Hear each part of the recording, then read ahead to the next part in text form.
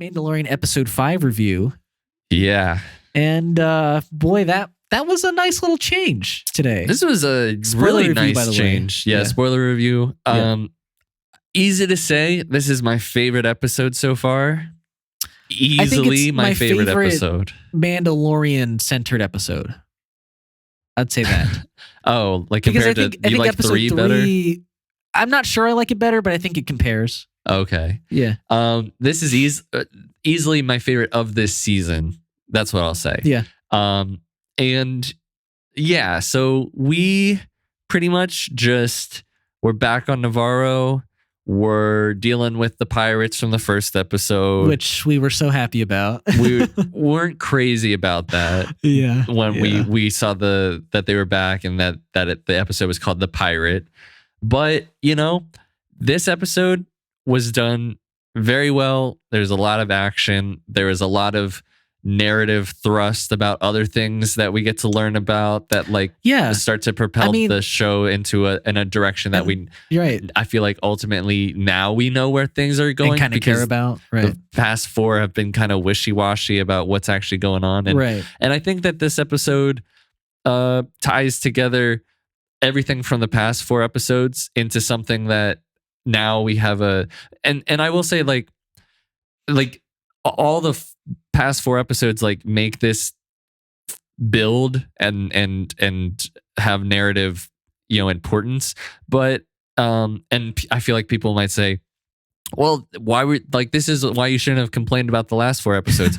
But you can still have had those other episodes have those things, but I don't feel like they were executed very well, and I don't think that the stories were as interesting. I don't think it's worth it to have bad buildup lead into something that's maybe good. But yeah, I think eventually, we've come around to a good episode, and I think overall the plot flowed super well this episode. Yeah, we got to follow around at least my favorite New Republic starship fighter jet guy. Yeah, I can't remember his name or the actor's name. Yeah, I can't remember. But yeah, either. We got to see him go to Coruscant and try and help out Navarro in that way. Which we also get to tie in that Elia Kane is eavesdropping and trying to be I don't think you should go there. You should help Navarro. Yeah. Now, I will say that we both, when what's his name, Tim Meadows, when he was, when our favorite New Republic pilot was going up and saying there was TIE fighters flying overhead and Moff Gideon used to be there and now there's this pirate ship and I feel like it all might be connected. Right. This was the first, because most times they like to write the guy who's in charge as being ignorant to the information that's given, but when he was it seems like a bit of a stretch. Yeah, we were both I don't know about that. It is a bit of a stretch. And the New Republic's officer is obviously foreshadowing these are obviously connected in some way, right? But I mean, maybe they aren't. They are, because Elia Kane wouldn't have been seems a little they should just do their, maybe they should join. But I also feel like she just wants to see the destruction of Navarro.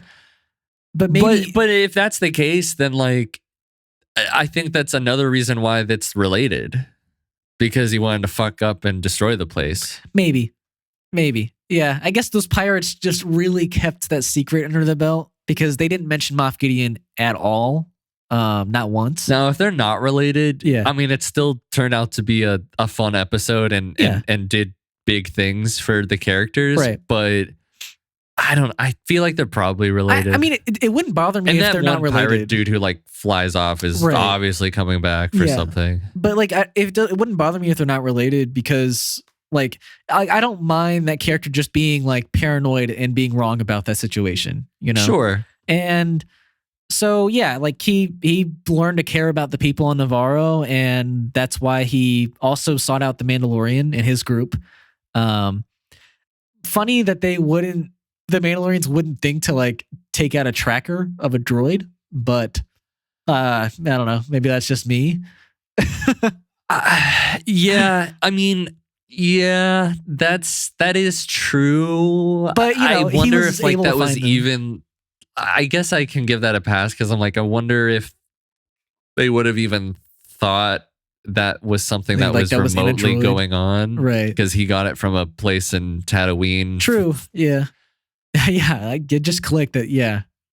He was there and Yeah. Okay. But regardless of that, And I will say, like, it didn't really feel like he had to go to Coruscant.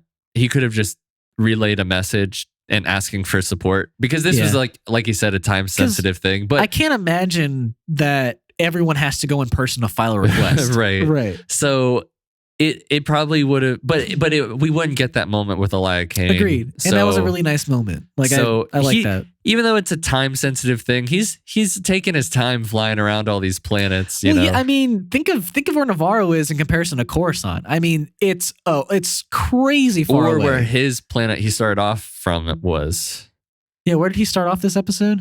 I forget the name of that episode or that planet. But yeah, like I will say that all the Mandalorians were like, "Oh, now we have to relocate. You know where we are." and I was just like, "Yeah, no, I think he's doing you guys a favor. You guys have picked the most inhospitable planet. Yes, maybe it's absolutely. a good idea that you guys relocate." Yeah, absolutely. And it ends up working out because they agree to help Navarro and the High Magistrate Grief. I can't remember this guy's name. Grief Karga. Grief Karga. I had it backwards.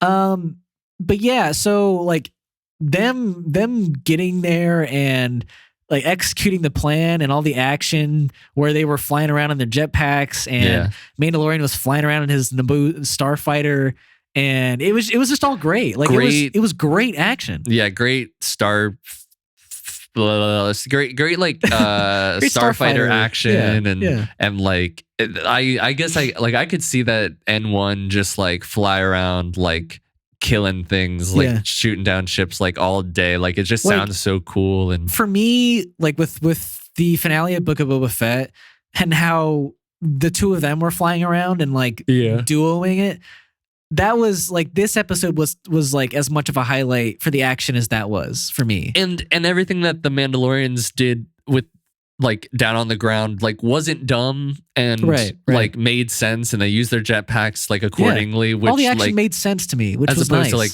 that last episode of Book of Boba Fett where like they would then go up on their jetpacks just to fly back down. But like, because there was even a moment where like I was like, oh, are they gonna like be dumb enough to walk into like an obvious like possible ambush, and then they're like, there might be a possible ambush, and I was like, cool, hell okay, we know what we're doing here. Right. Fucking the armor is like fucking John Wick, and everyone had their moments. Paz Vizsla had their moment, and so it was a great episode to see just a bunch of Mandalorians kick ass. I will also say that I got the biggest fucking like oh shit moment when we were at the New Republic like hangout, hangar. You did, So basically the alien that he's talking to is the alien's called a Lasat, and that character is Zeb from Rebels. And so like it makes sense that he would still be around and he would be helping like now it's not the rebellion anymore, but like it's the New Republic. But that was so fucking cool to see him, and he looks great. The CGI looks great. It's just so same voice actor. Like it just I feel like I've seen that character before, but I mean I definitely didn't recognize him in the show. So. Yeah, I hope we get to see more of him. If we just get to see him this one time. Do you think that was just for like Dave Filoni to be like, yeah, this is my move here? It could be. I mean, if we never see him again, that's fine. Just a nice little cameo.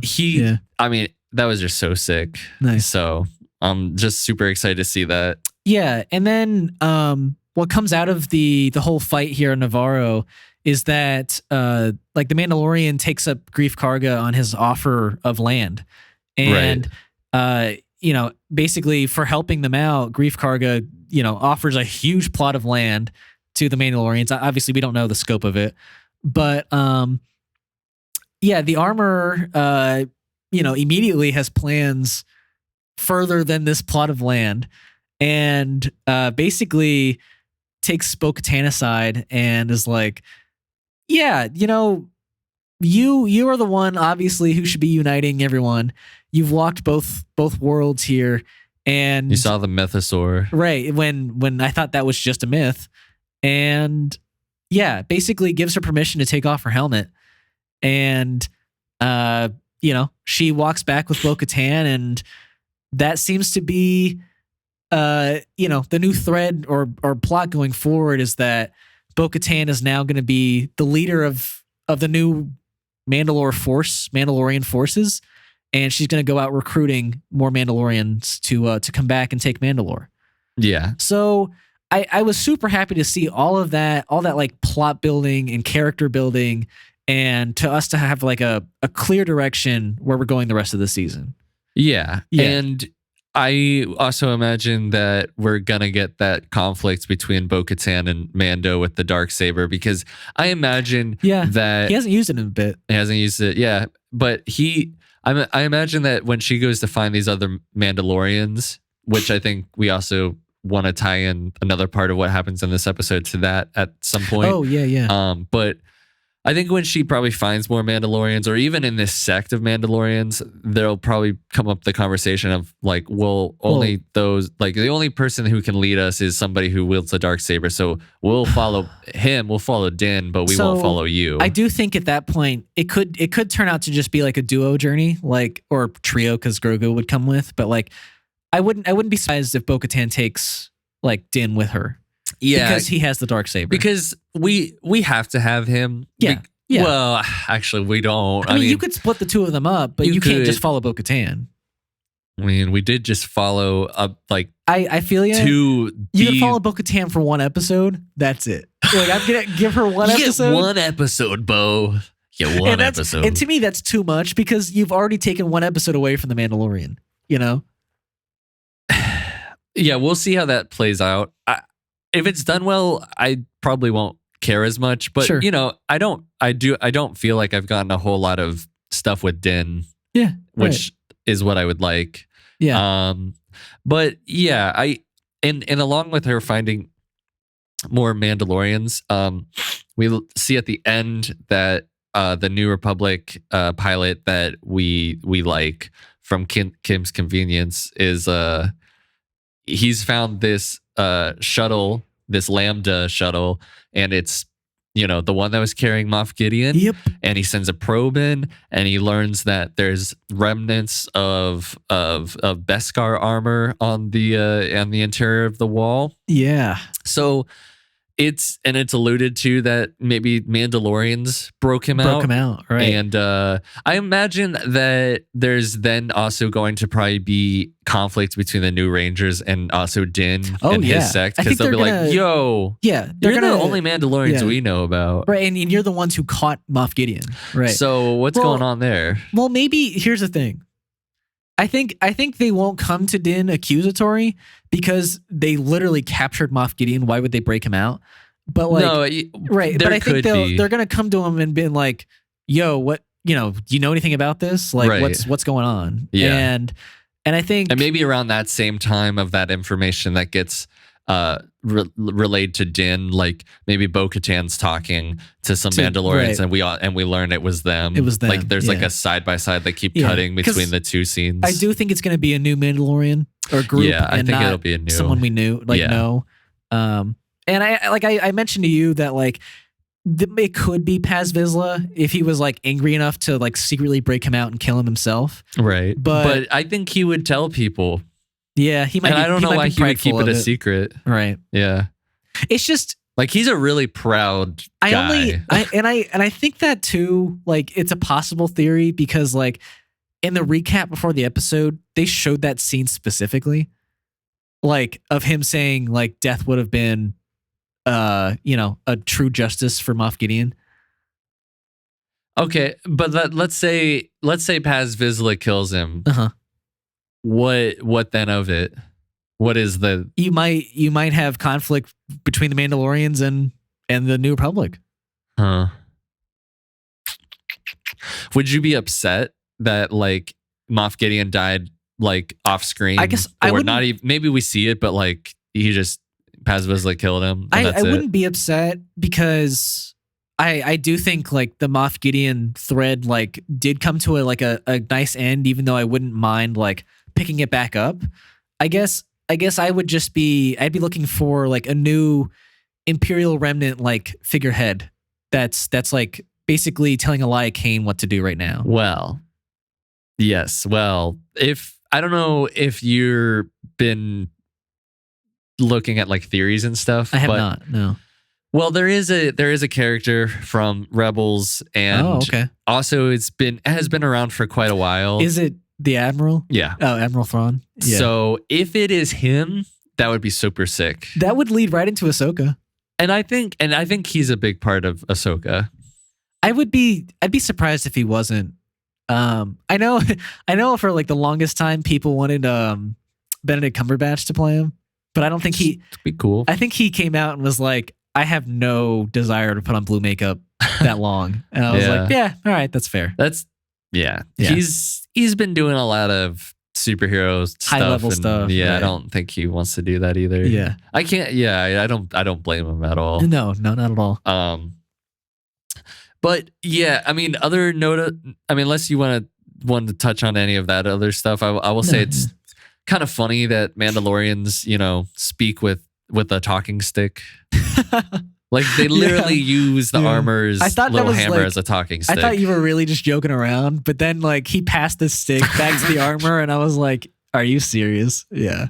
No, but it wasn't bad. It's just funny. Yeah. I mean, I think the talking stick, if I'm not mistaken, like that isn't that something from like tribes literally do that? Sure, and they're a tribe. So right, okay. Yeah. It's very helpful though when you're in kindergarten class and they're like, no, I have the ball. I'm talking.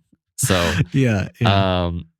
But yeah, I really, really definitely my favorite episode so far. The most entertaining. Most entertaining for sure. All of it to me at the moment, I didn't see any besides like maybe the guy flying around everywhere to talk about stuff. I don't really have any issues with any of the decisions made or dialogue or whatnot. I would agree. So I mean, I don't really love that it. pirate surviving at the end, but like whatever. They want to use him later, so I would have liked to have seen more from the king pirate. But yeah, I mean, I feel like we got enough. I didn't necessarily like. I don't need any more of these pirates. Is what I'm saying. No, I don't need any more of them either. Cool. But it was cool. Yeah. Cool ship. It was a cool ship. I'll give it that. Yeah. So trying to think if there's anything else I want to talk about from the episode. I think that's about it for me. Yeah. No. Yeah. Solid episode. Yeah. Well, yeah, this is a time where we talk about what interests us personally and what we've been watching throughout the past week. So yeah, I don't know if you've been watching anything. Not particularly. I mean, I saw Bruce Springsteen in concert. Nice. So there's that. I watched I started rewatching like the Matt Smith era of Doctor Who, but I didn't even finish the first episode. Oh, dang. So, I mean, only because I was tired. Oh, okay. Not because you were disinterested. No, I haven't really watched too much. Well, you would be happy to hear that I've finished Sherlock. You finished all of it? I finished all of it. Okay. Yeah, I think it was a really good ending. Like I'm very happy with how season 4 ends. I hated that first episode of season 4. Yeah, what is that one again? Basically, basically that a special episode where they're back in like Victorian times or whatever.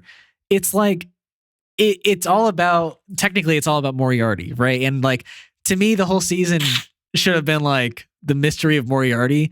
but it's like it's immediately like like the plot is the Arga plot, and from from the thumbnail that Mary gives John, and so basically like I thought we had like I thought we had done her plot in like season 3, and we were gonna move on to season 4. But like it was all about her that first episode, and this guy had basically come back and was like, mistakenly thought that she had betrayed them, and like the group of like assassins she was a part of, and basically the end of the episode, like Sherlock is able to like find where Mary like escaped to and brings her back to London. And then he finds out who like the real traitor of that group was. And he invites like both John and Mary to like, where he's going to accuse the person. And the lady pulls out a gun on Sherlock, and instead of hitting Sherlock, like Mary jumps in front of the bullet and she dies, and John ends up hating Sherlock for it. Yeah. And like, gosh, I didn't need any of that first episode. Like, even though what comes from that tension with John and Sherlock is like some good stuff, I just like I didn't need like John to be like unnecessarily mad at Sherlock. I didn't need for the whole episode's plot to like revolve around Mary. It was just kind of a bummer of a first episode.